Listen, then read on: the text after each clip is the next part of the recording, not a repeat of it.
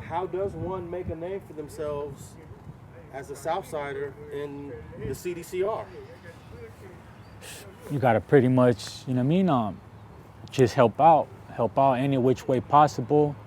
I ended up catching like a whole nother year over pretty much just me trying to make my name. So in there you just stay down, you know what I mean, stay solid.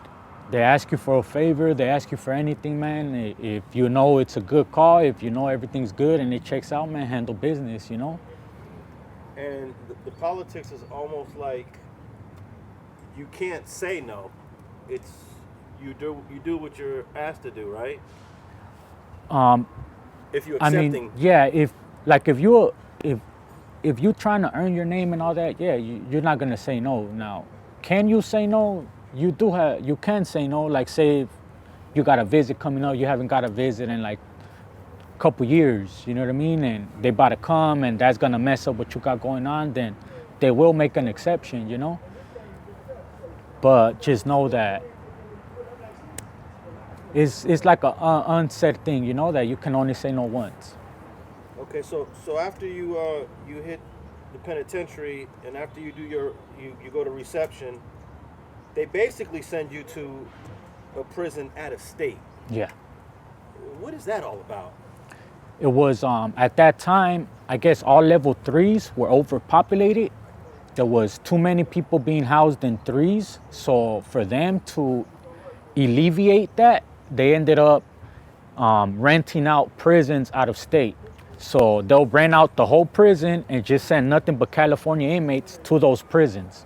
Same rules and violations, everything still applies, but we're just housed out of state. So that means Arizona just got a prison sitting there that's empty? Yep, pretty much. Oh, wow, okay. Yep.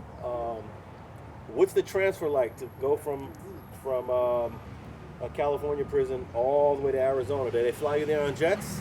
At first they were doing Con Air. I didn't get the Con Air, I went on a bus. But at first they were doing Con Air. They were flying inmates out because they started with Arizona, Oklahoma, and Mississippi. Those were the 3 main out-of-state facilities for California inmates. And what happened to getting flown out? I guess it was costing too much, so they just started doing buses. When I went from Arizona to Oklahoma, it was a 23-hour bus ride. And I'm talking about 23 hours, you're shackled up, and it ain't like the seats have cushion, you know what I mean? It's the plastic seats, like on normal transportation, normal bus, same seats. You're right there handcuffed, and then they put a black box on top of your cuffs so you can't move your wrist. It Like locks your it locks it, yeah, it locks it. And then they handcuff that to your waist. So it's like you're right there, and then you're shackled at your feet too. And the way they have you, you're in paper jumpsuits. So if you think about it, right, you shackled up with a paper jumpsuit. If you're walking and you overextend, like me, I'm tall. I gotta, you gotta like baby footsteps, because if not, you will get scarred from the handcuffs, from the shackles. And that's designed that way? Yeah, I think it's designed that way to make you uncomfortable, to be honest. Okay.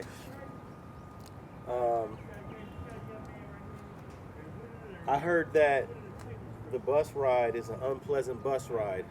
Yeah. Who told me that?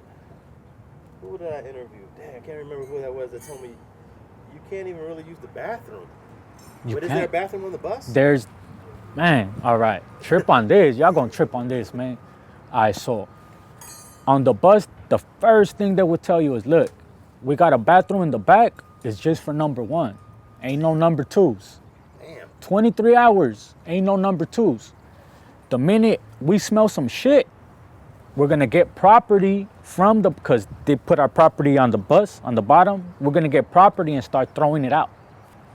Straight like that. And they would do it too. Like if somebody, like they're too loud, or say somebody gets into it, like on the bus, they'll pull over and they'll throw property out of the bus. But yeah, 23 hours, you can't take a number 2. And then on top of that, the only good thing from those bus rides is that they got a street food. Like in the morning, they got us McDonald's. Then for lunch, they got us Burger King. And then for dinner, they got us Carl Jr. But you think about it, right? You ain't had street food in a long time. You eat a burger, what you gonna do? It's gonna need to come out, you know what I mean? So it's like, although it was bomb, it was unpleasant, you know what I mean? So you gotta hold it in for 2 You gotta or 3 hold it hours. in, yup. Damn. Do they warn you ahead of time though before you get on that bus? Yeah, when you get on the bus, they tell you like, no number twos. But you don't know Oh, that. but prior to getting on the bus, no. Okay. Like say, like, hey, you know, if you need to use the bathroom right now, use it while you're here in the prison, cause ain't no number twos on the bus. Yeah, nah, they don't do that. Okay, so some people might be getting on the bus and need to use it at that moment, right? Yeah. Okay. So the politics is pretty much the same out of state, whether you're in Arizona or Oklahoma. It's all the same, right? Yeah, it's all the same. Okay. Now I heard you bump into a famous YouTuber in one of these out of state prisons.